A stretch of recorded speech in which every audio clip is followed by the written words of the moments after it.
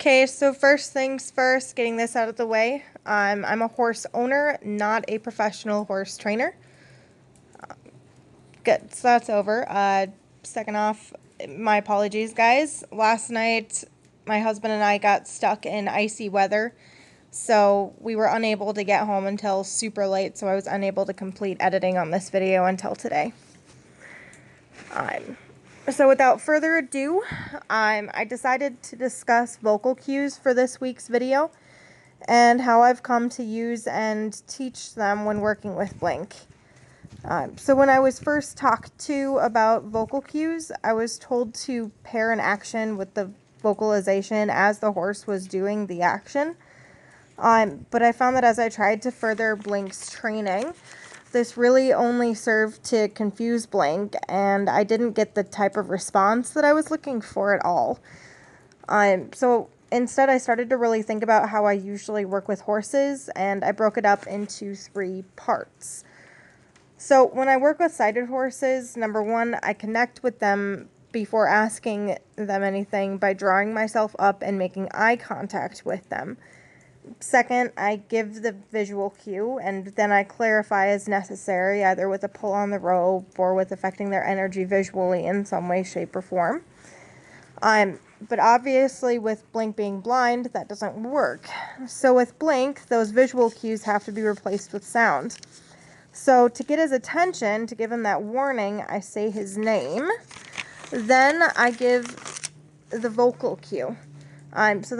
After that, I clarify by feel or by sound with energy via the sound of my stick moving up and down affects his energy as it would with a sighted horse. So this has worked pretty well, and incorporating the occasional treat or two does help keep him motivated too. So it's important to note that I only say Blink's name when something is about to change. So if I'm about to ask him to go from a walk to a trot or like a trot to a walk, then I'll say his name before the cue. So this is intended to help clarify for him, as the way I was taught to work with horses included holding them accountable to their responsibilities.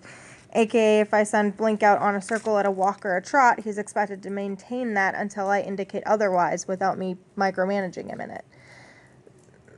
So I've added a couple of raw videos of a session focusing on transitions that Blink and I had recently for you all to look at.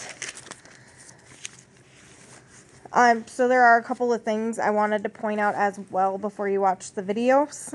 Number one, my goal is to not follow Blink around on the circle constantly. It's just not where I want us to end up. I want to be able to send him and have him maintain that himself. But Blink is currently learning where the circle is when we work together. If you pay attention, you'll notice him reach to the outside with his nose a couple of times. I believe that's him searching for a better feel, kind of finding that end of the rope to know where to put his feet. Also, I'm like everybody else. I'm not perfect, so you are going to see moments where my timing is off in my cues. I'm still learning that as well. Otherwise, I do hope this helps, and if you guys have any questions, feel free to message me. After this, I'll be doing a video explaining how Blink and I do confidence building, and that should bring everyone up to speed on the basics of the training program that I've been using.